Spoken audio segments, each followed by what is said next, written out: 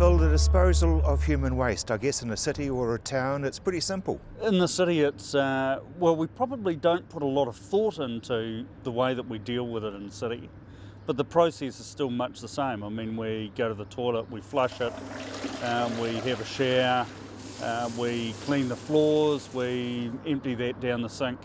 Essentially, once we've done that, you know, we consider it's all gone. The reality, of course, is that in fact it's flowing through the pipeline to the road, which we may manufacture in some cases. And then once it's gone to the road, essentially there's no consequence.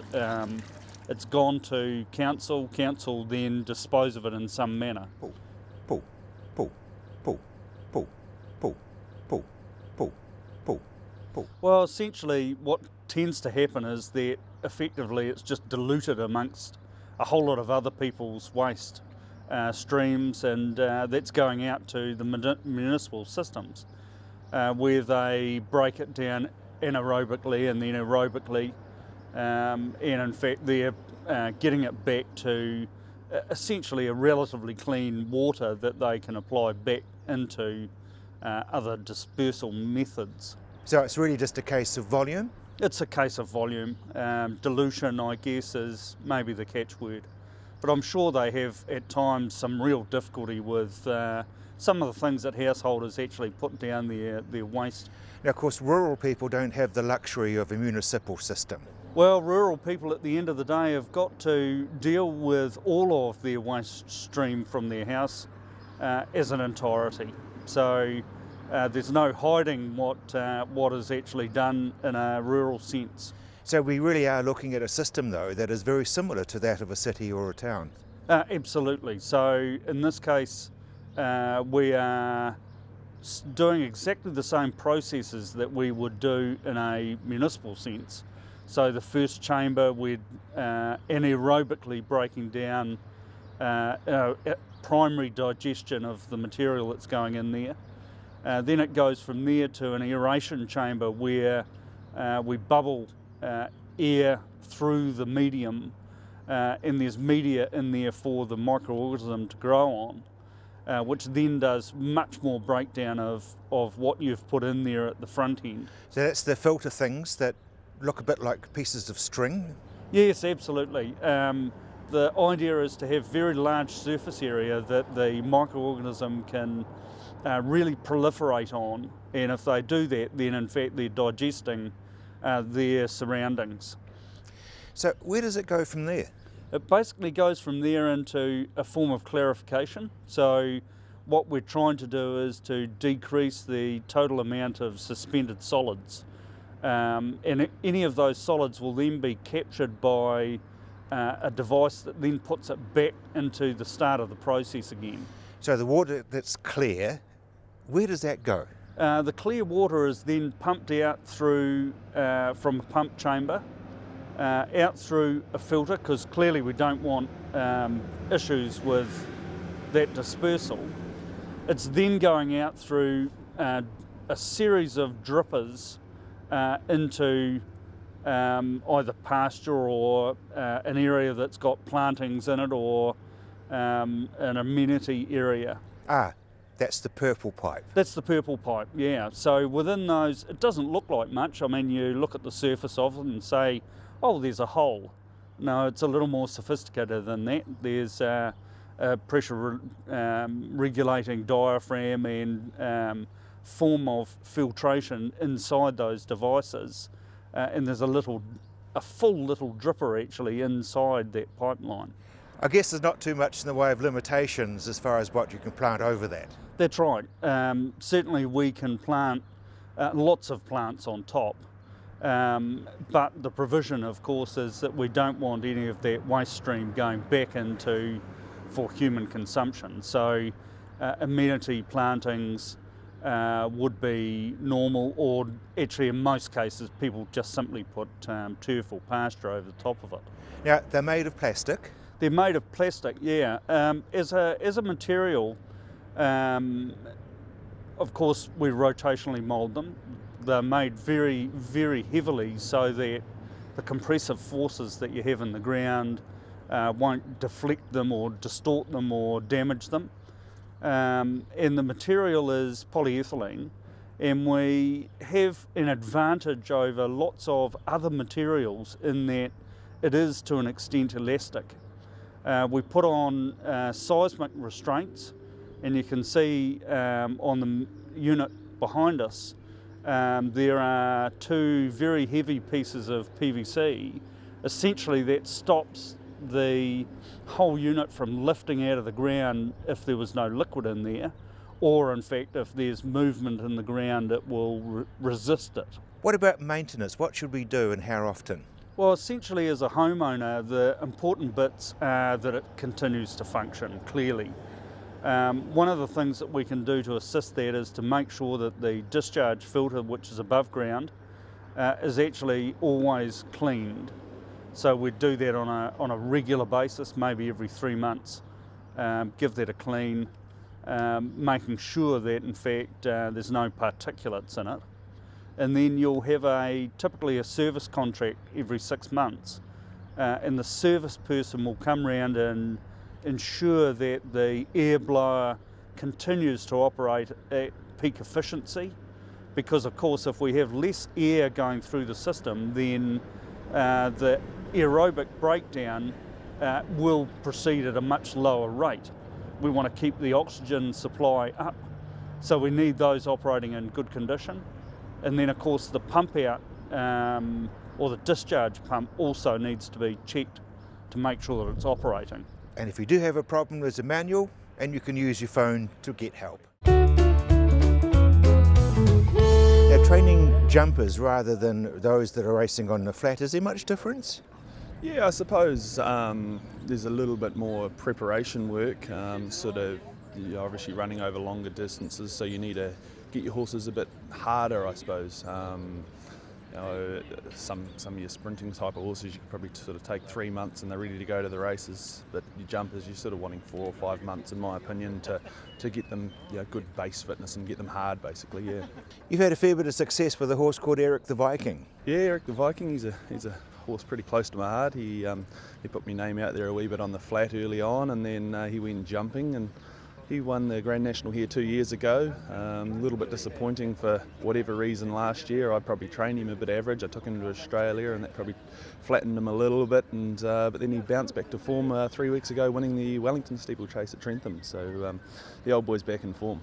And of course you're looking for another win this year. Yeah, absolutely. He's in the Grand National Saturday. He went quite a nice race in the Coral steeplechase the Saturday just been. He got back and ran on, which is what we were sort of hoping. This week 5,500 metres around three laps of the track here will be right up his alley. Is it very heavy out there? No, unfortunately not. That's the one thing we're really wanting. He's a real dour, tough racehorse, and when a few of the other ones start calling for their mum with 1,000 metres to go in the deep tracks, he starts getting going. So I'm hoping we get a deluge of rain before Saturday, but from all the local reports, I think I might have to cross my fingers really tight. I'm going to suggest that you're actually a lot younger than most of the trainers around here. No, it's a bit of a battling industry really. What's happening, a lot of these young boys and girls, they get into the game trying to be jockeys, apprentice jockeys, and they get too heavy and they sort of falling away from the game. It's a bit of a hard industry at the moment. There's not a lot of stake money about. The expenses have gone through the roof, travel and feed. And yeah, it's some of us have got a real passion for it and just do it anyway. And fortunately for some of us, we've got a partner with a good business in town that sort of can keep the kids fed and us fed. And I play horses. So, but yeah, it's not easy. And yeah, you look around here, and I don't know what the average age is down here, but I know up in the CD and further north, there's not a lot of young guys getting involved. Yeah, that's pretty sad, isn't it? It is sad because it is a wonderful game. It's just hard, as I say, and I look around me, and I'm friends with a lot of older men, and I'm 35, and geez, I could only probably count 3 or 4 other people in the Central Districts my age that are really trying to make a go of it, and there's no one younger. There's just, it's the way the industry's going. You've just got to go to the races now as a general supporter of the game, and you have a look, and there's just no one there. And it's such a wonderful game. You get up close and personal with these horses, and you go watch a good horse. It puts chill up your spine. It's really special. But I don't know. We've just lost a generation, and how we get them back, I just don't know. So how did you break in? I guess you sort of had to learn from somewhere.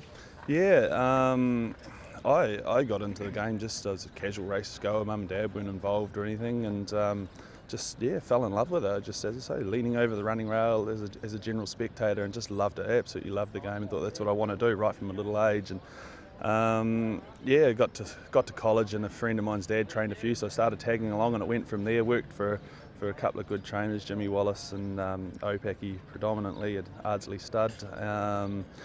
And then just thought I've got to have a go at doing this myself, and then fortunately enough had a couple of winners, and then obviously Eric the Viking burst onto the scene, and he's helped me get along pretty well. Your advice for somebody else who's pretty passionate and has been leaning over the rails and wants to get in on the game? Go show your face at the local racecourse. Start getting to talking to people. There's so much social media and what have you nowadays. It's easy to, with anything in life, you can, if you like something, it's easy to get involved now. It's only a phone call away. Bruce, part-time dairy farmer or part-time horse trainer? Part-time dairy farmer now, yeah. It's an interesting mix, dairying and race horses. Yeah, well, when I got into the race horses, there was plenty of money in dairy farming, so that enabled me to get into it. Now I think the race horses might be supplementing the dairy farm at the moment. So you're from Southland. What sort of block have you got down there? We've got about 1,000 acres of dairying. And your team of horses? I've got, at the moment, we've got about 15 in work, and I've got a couple of staff looking after them at the moment while I'm here at Riccarton, and I've got a son that shemooks a farm for me. First day of the Winter Carnival, and Southland did very well. Yeah, it was really good actually. 5 of the 11, and I was lucky enough to get one of them, so yeah, pretty happy. Bruce, how do you make your horses peak at the right time? Got no idea, I'm not that good a trainer. I just keep taking them to the races till they win. There must be more to it. Oh, yeah, you set your sights. I do a couple of months out for a particular race, and aim to just have your horse right for that particular race. Bruce, you're enjoying it? Oh, definitely, yeah, but yeah, it's a 7-day-a-week job though, which, yeah, not that great sometimes. When you're picking riders, have you got your favourites? Not really. Some of the horses I try to get an apprentice to get a claim, weight off the horse's back. Some horses you need a senior rider to handle that particular horse. But just hopefully a good rider will ring me and want to ride.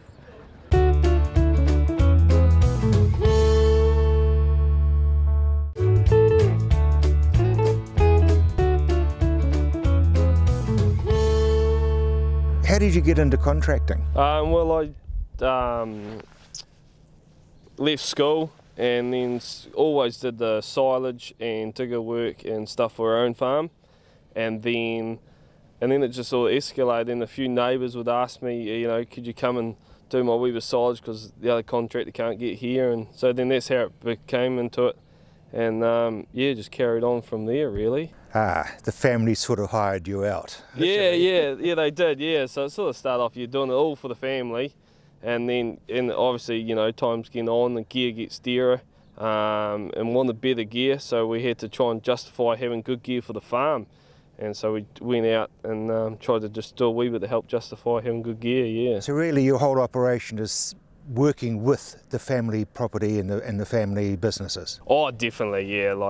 At the end of the day, we are all family, and I do all the farm's silage and digger work. But yeah, and if the farm needs me, I'll be out there helping feed the cows, in the weekends and stuff. And then, when I get stuck, which is quite often, Andrew and brother and the old man come and drive a truck or tractor for me when I'm busy, and yeah, we're working real well together, yeah.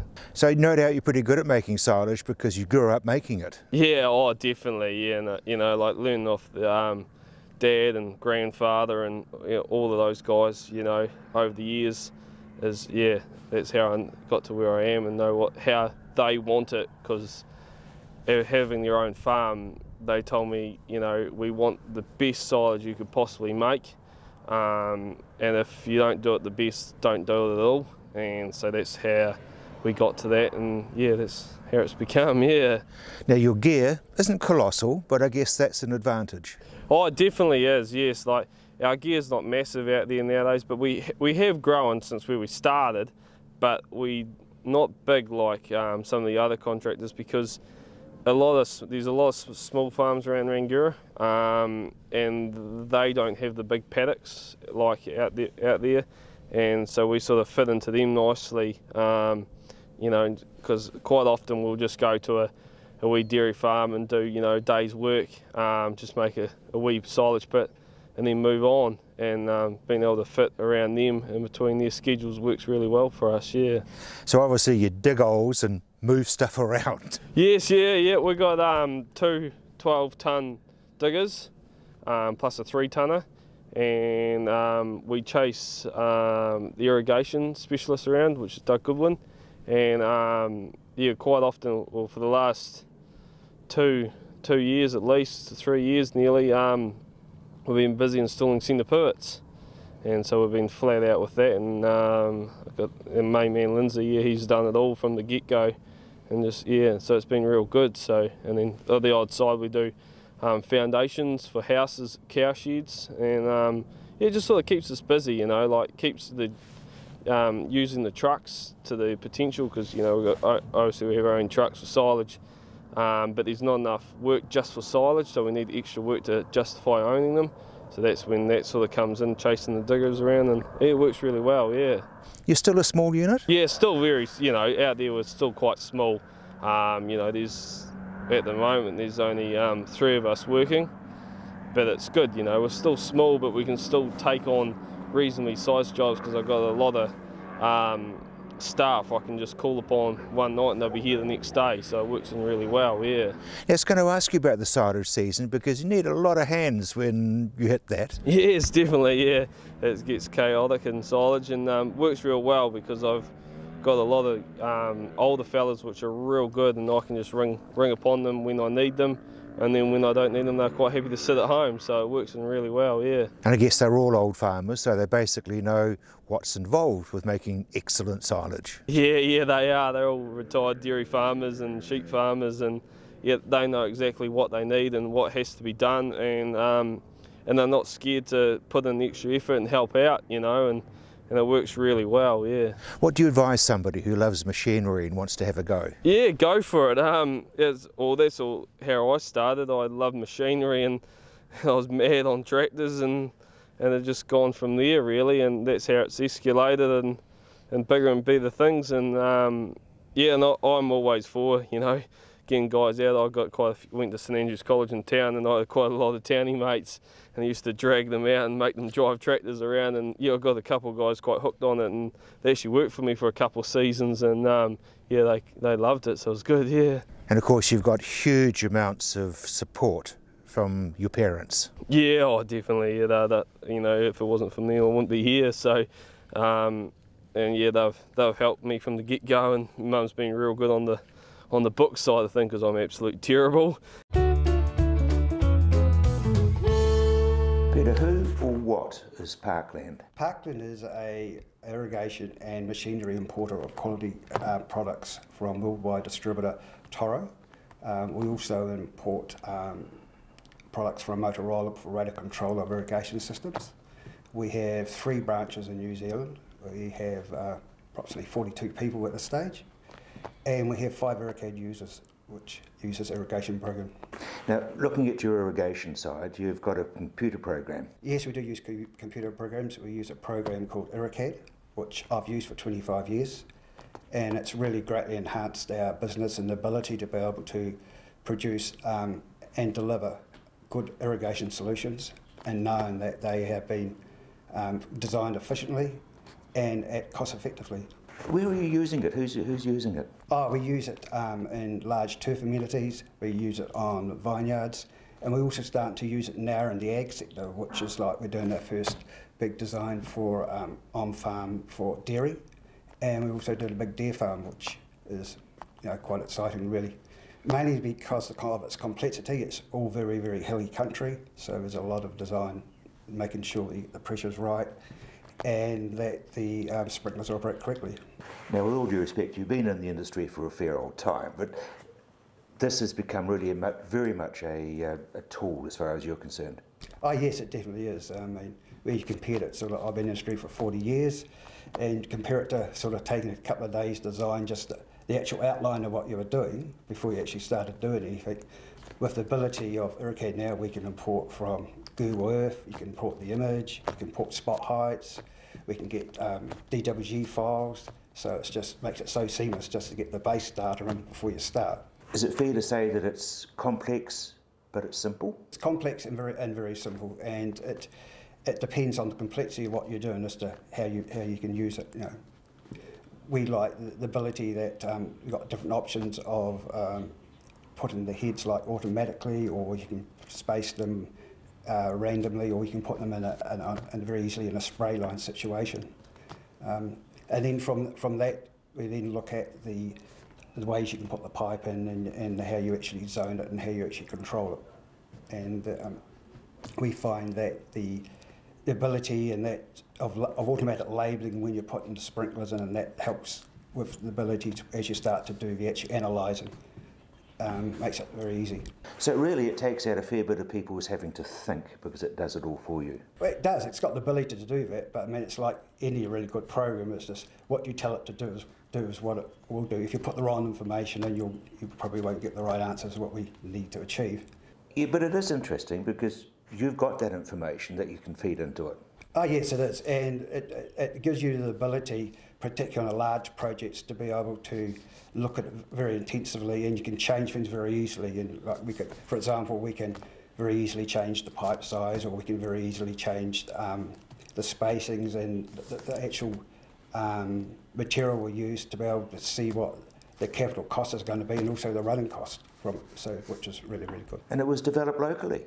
Yes, it was developed locally, developed by Lincoln Agritech, which we're at Canterbury Lad, so it's just down the road.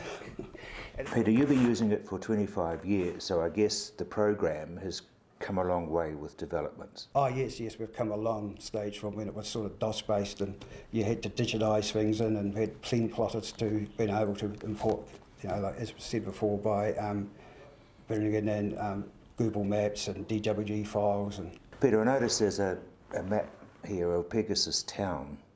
Now that would have been a big project. Oh, it was. It was a very large project, and it has over 10,500 sprinklers in the project, and it's got controlled by somewhere around about 3,000 valves, and it's a combination of a decoder system and a radio control system, so it was very complex, and we wouldn't have been able to do that project without EuroCAD. It just would have been the actual people required to do the drawings, and then to actually work out the engineering, and it just it wouldn't have come out to what it has done. So you're basically hooked on the system? Oh, definitely, yes. I just like it so that we can do very complex designs with it, and that we can analyse them, and then we can also be able to present them with the same program. The other good thing about it, of course, is that it also it's got a function where you can actually schedule all the materials. So once you set it up to how you want the pipe types to join together, what fittings to use, all do those automatically. And as long as you keep the cost up in the database, it will also give you the final cost, which is good when you compare one design to another to see which is the most efficient. So as far as your clients are concerned, this computer program works because it makes it cheaper and it's very accurate. Yes, they do win by that, and the other good function about it now is that we can actually export it, and we can mark it out with GPS.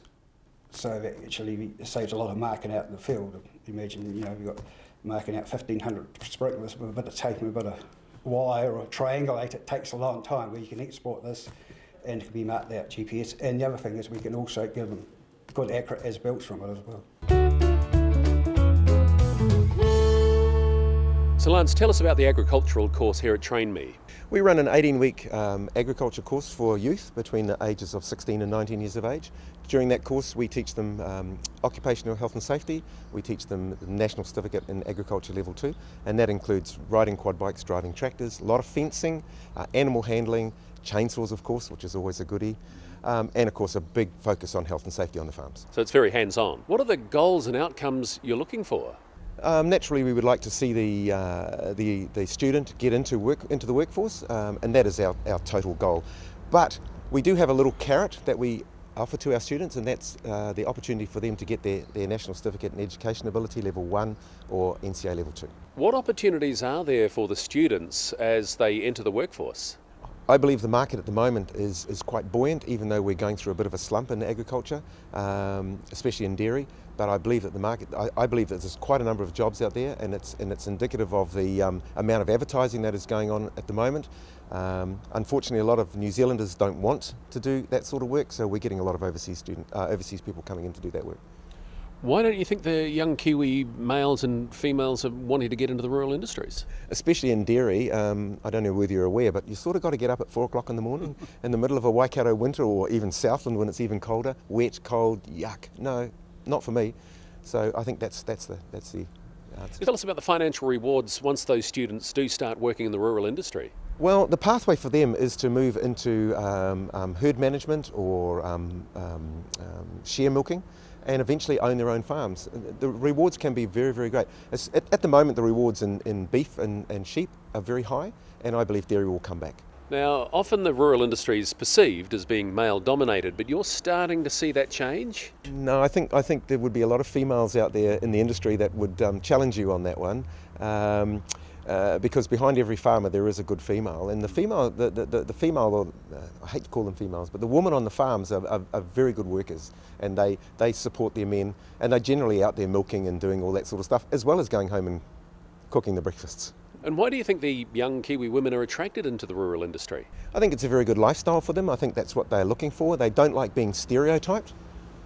And there's also some good money for them to make in there. They can get fit, they can get healthy. And for the women, how is Train Me helping them gain the skills they need for the rural industry? We don't specifically target women for the industry. We target male and female. So the skills that we give them are what I said before. The driving of the tractors and the quad bikes and all that sort of stuff. What we do find though with the women in particular is that they are very, very easy to teach. Daryl, our tutor, has spoken to me about it at length. They do listen, they do give it a go. They're not prepared to. They're prepared to give it a go. They just do things right. Whereas the young boys can be quite testosterone filled, and if you put them on a quad bike, all they want to do is do 100 mile an hour. Whereas the young woman will definitely listen to you. What about the farmer? Often they've had young men working on their farm.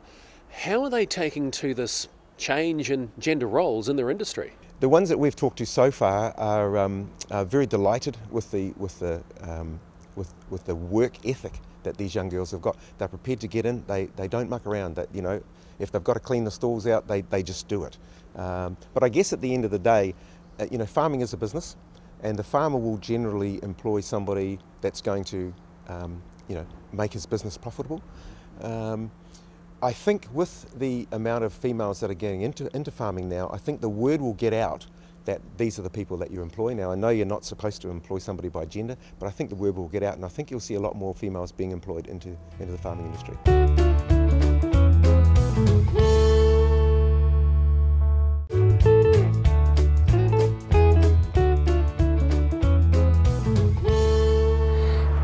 And if people want to do something with ornamentals, there must be a protocol to go through to make them successful.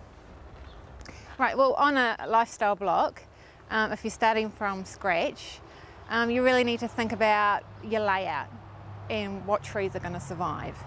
And for a lot of ornamental trees to survive, you need to give them protection. So one of the first things I would think about is shelter. There must be several options that you can use to get your shelter up. Definitely. Your taller options for farm situations would include your leyland cypress. which is a type of conifer and forms a really good backdrop for your garden. There's also your poplars and gum trees. Next size down, I'd be looking at things like your alders, your beech trees, hornbeams. They hedge up really well. You just cut them into shape. There's also your phibaliums, pittosporums. Yeah, there's a number of things you could use. But get those shelter trees in there first and let them get established before you introduce your exotics. Yeah. Well, it'll just help all your pretty plants to survive a lot better if it's got shelter. They need protection from the strong winds. Yeah. And water? Water is absolutely necessary. Even with dry tolerant plants, they need to get their roots established so that they can tolerate the hot summers. So yeah, irrigation is definitely a consideration. And much of New Zealand is subject to very strong dry winds. It is, so yeah, and especially in the farm situations where there's big open paddocks, you need to be a bit more careful about your selection. One thing I would look at doing is, if you're starting from scratch, is look at your neighbour's property, see what's surviving there, what's doing well. And because, yeah, they no doubt have the same sort of soil as you have, and that helps to narrow down the options, because there are a lot of options out there. And I guess if you do something like Ponus radiata, which is dead easy, you can always take them out afterwards. You can. It's not always an easy process though to take them out at the other end, but yeah, Leyland cypress is really taking over. It's a very tidy habit, type of conifer that makes a great backdrop. So there must be a lot of different options, and people would choose trees for a different reason. Oh, definitely. They need to decide, what do they want a tree for? Are they wanting it to create shade? Do they want it to attract the birds and the bees? Or do they just want it for aesthetic reasons? And there's autumn colours and there's spring flowers and... Yes, so the benefit with your deciduous trees is they lose their leaves, and that'll let in filtered light into your garden, patio area, what have you. With the deciduous trees, you'll get the autumn colours. So people are using them on farms in corners of paddocks and things? They are, and it just depends on the situation as to what kind of tree will be suitable and will tolerate that situation. So really it's a case of find out what will do well where? That's right, yeah. So know your soil. Know what kind of soil you've got, whether it's free draining or whether you have issues with moisture. You want your plants to survive and do well, Ornamentals, let's have some names. Magnolias, evergreen magnolias. They have beautiful big broad leaves, make a great backdrop. They're pretty hardy as well in the windy situations. I definitely consider those. If you're wanting autumn foliage, you could look at your liquid ambers, claret ash, your oaks, definitely. Yeah, amazing autumn colours there. I'm a great lover of blossom, so what about spring blossom? Spring blossom, well, it's hard to beat your flowering cherry trees. Definitely. They come in a range of colours, sizes, tree forms as well. You've got your vase shapes, your weepers, along those lines, you could also consider your crab apples, and along with the pretty spring blossom, you're also going to get fruit, which you can use for your jelly making, and just for ornamental purposes. If you can get there before the birds. That's right. Well, there are ones like the Right Scarlet crab apple. Now that's one that holds its fruit through winter, so there's always an attraction with it, and the birds don't tend to go for it until later in winter. So really, it's a wide open canvas. It is, definitely. And once again, I keep bringing it up, but if you've got the shelter and you can keep up the water, then there's a range of trees you can use. You can start using gladitzias, robineas, silk trees, all those really attractive ones. Your family's been milking cows now for a long time? Yeah, we've been here since, I guess the stud was first established in 1953. So we've been here, ever since then, milking cows, and with Granny was milking the first ones by hand, and then Granddad built a few sheds, and Dad, and now me. What sort of numbers are you carrying? We peak milk about 380 through the spring, and then we do 250, 240 through winter. It sort of varies on the season really with the winter milkers. If it gets really wet in June, we tend to dry a big stack off in June and get down to that 200 mark for our winter quota. But then if the weather's pretty good, we tend to hold them through till we need to dry them off really. We calve all year round, so they just come and go as we need them really, yeah. Now you've consolidated because you used to have 2 farms. Yeah, we were originally 2 farms. Grandad had 2 farms. We had that for 10, 20 years I suppose.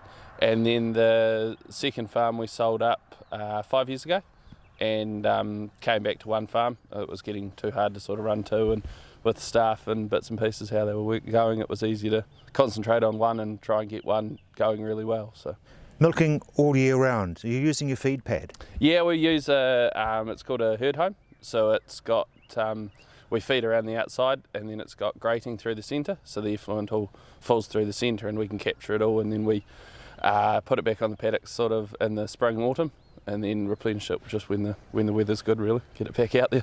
Do the cows enjoy it? Oh, they love it. They love being in the herd home. They feed in there, from March through till September, and then they stay in there a little bit longer through winter when it's wet. But yeah, we'll put them out in the paddock at nights, but leave the gates open and they come back if it starts raining. So I notice there's about 3 that aren't sitting down. Yeah, they get fed in the morning. I feed them about 6:30 in the morning after milking, and they get led out to the paddock after everyone's had breakfast, so about 9 o'clock. And within about an hour, everything's sitting down and resting and happy, and they chill out for the rest of the day and don't really eat any grass, and then, yeah, come back in when it's milking time in the afternoon. The stud started in 1953? Yeah, first started, Grandad brought a cow from the neighbour, actually, straight across there, and that was sort of how we originally started, and he's built up the cows through his time, and then, yeah, we've continued on with the same, really, just breeding good Holstein Friesian cows. Now, all these are registered. Why doesn't everybody do this? Hard to say, really. Like, for us, we love the cows. Like, we love Holstein Friesians. It's what we want. So we've always registered it and always will. But I guess some people probably don't see the profit in it. But for us, we do. And it's a passion. It is. It really is. Like, we're a little bit crazy on it, I suppose. But we do shows and sales and conferences and all sorts of events to do with them, so yeah. What's a commercial person looking for when they come to buy a cow from you? Generally, if they come to us, they want the Holstein Friesian cow, and which is our pedigree cow. So we've got them. I guess we've got the type and the production traits that they want. So we've got the big framey open cows with the good feet and legs and good udder attachments. So which helps the cows stay in the herd for longer. So we've got cows that we've milked them up till 17 years of age. Instead of this high turnover, we try and milk them for a long time, and saves having to rear so many cows if you can keep them going for longer. As far as the bloodlines are concerned, where are you getting your sires from? We're using pretty much Canadian, North American genetics. We have done ever since I remember. Never used anything really from New Zealand. We use a bit of our own, I suppose, but that's from the same bloodlines. But yeah, everything we get is from over there, and it's selected on the type, production and functionality traits of them. It's interesting you keep talking about type rather than production. I always like a nice cow. To me, it's got to look nice, to be worth getting up in the morning to milk. So, you got to want to get up and milk them. So I like the big open cows with the, good strong traits that walk well, that can handle, all the different sort of, I guess, effects of winter and summer that we have in here. We're quite a wet farm. We can get quite wet through the winter, and they've sort of got to be able to cope with that. And I guess the big cows are a bit harder, but that's why we have a feed pad. So, and of course there'll be clients of yours pretty well spread around the country. Yeah, they have. We've got cows in the North Island and Southland. We sell them, all year round. We have people sort of come through and pick and buy cows, and we rear every heifer that we have, and take them the whole way through, and then pretty much sell them from then on. So we have people come in as calves and calf heifers, and we calve I guess we end up by carving about 82-year-olds, but only keep sort of 40 or 50, so we just sell them as they come in. People come and select the ones they want, and yeah, we sell them if they're not the ones we want. So you actually keep the cream? Yeah, we try to, but we do try to sell our best at the right sales as well, because if you can, you know, your better ones are your best advertising really. If you get them out there and they do well for someone else, then it comes back to you good.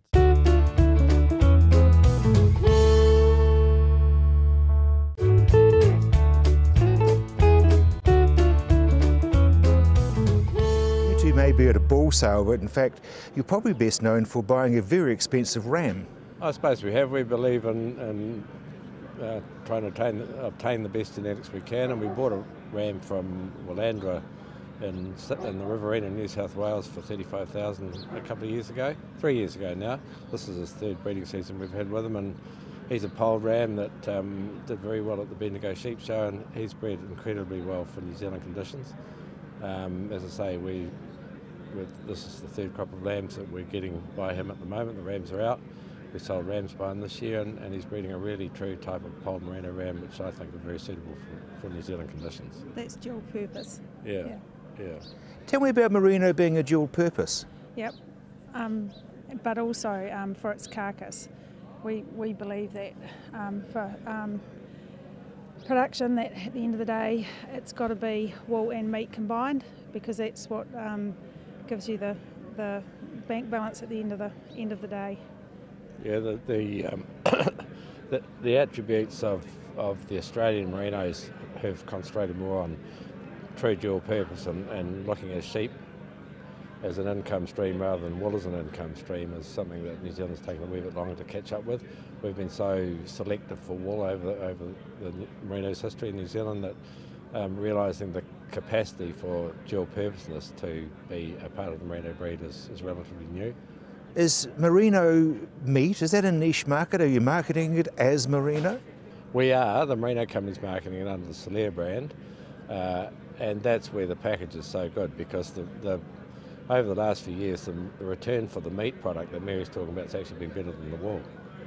And if you've got fertility and good carcass weights and the prices that Solaire have been paying, it's an incredibly commercial product. Mary, molestation, where is it?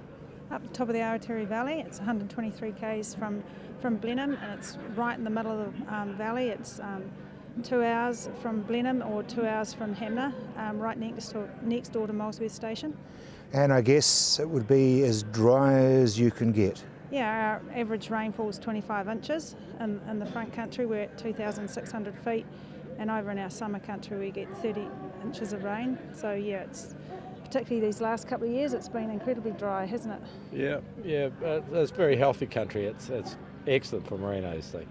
And the cattle operation, we run quite a high proportion. We run about 45% of our stock units are in cattle, so it is dual purpose from that point of view as well, and that covers the bank balances. It keeps you covered from the vagaries of income streams, so that's great. We've got a situation where these new breweries, the boutique breweries, are coming on. What's the difference between a boutique brewery and a Goliath? Well, I suppose we call ourselves artisan brewers, and the art of brewing has been around for centuries. And I suppose we're going back to formulas, which our particular company has brought from the south of Germany, Bavaria particularly, and we brought those styles of beers back, and that's been part of the blueprint of the company. And it's been a really interesting journey because we have the beautiful opportunity to enhance the great water of the Canterbury Plains from the Southern Alps. We take malts from the Dunsandel region, we take hops from the Motueka Basin and the Walker area of the top of the South Island, and we sort of find ourselves on a bit like bakers, starting early and coming to work and starting with the base ingredients and then going through a day-to-day process of producing batches of beer in a singular sense. And 1,000 litres is our batch size, so that from the original brewing day to the finished product, there's 1,000 litres of beer made per day on a day-to-day basis. Now you've got a family of beers that you're producing. That's correct, we do. How do you work? What's the difference? How do you make one like a Pilsner compared to a a light or something? Okay, like everything else, the base ingredients, obviously, as I said, the greatest ingredient, and 80% of it is water. But then, of course, we start with the malts. So if I've got a selection here of malts of all different, and I'll just sort of spin that around just to sort of give you an idea that, you know, you're starting, particularly if it was a Pilsner, if we were producing a Pilsner malt or a Pilsner beer for the day, the base malt is here. With some of these lighter, we have a little bit of wheat there, which gives us a little bit of head retention, and it gives us a nice white creamy head upon a Pilsner style beer. Plus we have a little bit of what we call Munich malt, which gives it a bit of maltiness and a bit of background and a bit of body, just to sort of try and capture those lovely hops and give it that really crisp, clean lime citrus character, which is pretty predominant as part of that style of beer.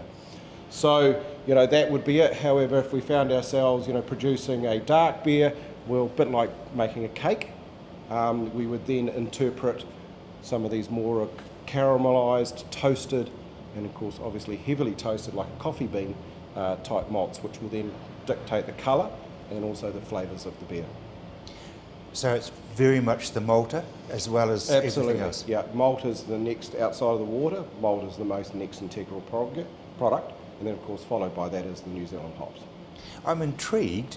You were telling me about the different tastes, because there are now citrus and there is now chocolate and there is now toffee. How do you do that? Well, I suppose if you look at the base ingredients, I mean, you're particularly in your coloured malts, taking into account that these are the malts that give you that caramel style, that roasted coffee style, that nice, clean, crisp, sweet character. Then, of course, you're following around into wheat where it's getting nice and dry and refreshing. So that's where the base material comes from. The hops are then boiled into the actual malt extract. So the malt extract's made on a day-to-day basis. So we take the dry ingredients, mix with water at the right temperature, at the right pH, and create an extract, which is then a liquid extract, malt extract, which is purely maltose, sucrose, and glucose. And then that is brought to the boil for sense of preservation. And then, of course, while we're boiling for that period of 75 minutes, we're also imparting the bitterness and the aroma profile of the beer. So when we get to that, we talk about citrus, mojito, lime characteristics on the nose, and then we're talking about that sort of grassy green character of bitterness on the back of the palate, or the spiciness. They come from all the different library of flavours from the hops as well. So it's a marriage between the malts and the hops based on the individual recipe. Now you're dealing with Kaiser Brothers Brewery, obviously, and they've got recipes that date back to the mid-1800s. Have you adapted them or adopted them, or what have you done? Well, I think the ingredients have always been the same. I would like to probably say that, you know, first of all, it's regional. So we're supporting ingredients that come from our region. As I said, our malts come from Dunsandel, our hops come from the top of the South Island. So what we're trying to do is stay within the South Island block. But yes, the adaptation, going back to the original question, the adaptation is still the same because the ingredients have always been the same for centuries. It's just maybe technology has made it more efficient for companies to produce it and maybe quicker in a sense. But the materials, as the base materials, are still the same. As a head brewer, do you experiment? Yeah, there is room for experimentation. You know, we do come to work every day to achieve greatness. That is definitely part of, you know, what it is we do. However, you know, there are times when, particularly when we're in the marketplace now, within our, you know, supermarket sales chain, our on-premise chains, etc., and obviously looking for export in the future, that we really don't want to sort of get too variable. We'd like to think by now, after, you know, we've been trading now since June of last year, that we've got a strong formulations in place. But that's not saying there are variables, because like any business that's based on grain, hops, growing seasons, same as the wine industry, there are many variables that can come to you on a day-to-day basis. So of course, but we as take that science and adjust ourselves through that process. We're aware of those variables. They're not major variables, they're small things, and we just tweak them and make them more easier to, you know, get to the finished product. As a top winemaker will do. Exactly the same, no different. That's what makes a great winemaker, is he knows his growing season very well. He knows what he's got up against him, the good, the bad, and of course he will then, shall we say, then go about his art and produce wine that actually suits that season and actually reflects that season as well. And that's another thing, and particularly in the Kaiser range, is, you know, We have base range of styles of beer that sort of reflect international styles, coming strong from the Germanic side, and of course we've got a little bit of English and a little bit of American, but the seasonal beers will always sort of come from the season, what we've got the feeling going on out there. As we head into autumn, and of course our winter months ahead, so now dark beer becomes, you know, a bigger player in the marketplace versus the crisp, clean, dry sort of Pilsner style of summer. We've come a long way from beer being beer, haven't we? We've come a long way, yeah, because beer is now artisan made, artisan produced, and it's also reflected on in the household and on the dining room, and you know it's shared with food, and it has all those nuances to work with food just as much as wine has. So it gives that chance, you know, to be expressed, those ingredients to be expressed, and also gives the chance for the family to share in something and sort of educate the younger generations. You know, beer is not just a product that was done way back in way back in the days of, you know, the 1960s and 70s, and probably the 80s. And probably the 80s. So, you know, whereas now it's more appreciated. The word is craft, artisan, and that's probably where I think where we would always like to be. As a beer industry, I think we've finally caught up with our winemaking brothers in a sense of now we are able to offer styles and varietals of products that are absolutely acceptable at the dining room table. And you're making it for both sexes? Absolutely, that's another big part. Yes, there's always the female and the male marketplace. They're the big, I mean, take into account if we would logistically see that the majority of beers that are probably purchased through a supermarket chain are ladies. They do buy on behalf of the husband, there's no two ways about it. And themselves. And themselves, of course. So that gives them an opportunity, and then they can express the styles of beer that they like, because they're obviously maybe a little bit more attuned to maybe some of the wine varietal flavours that might then, so they can find beers in that category as well.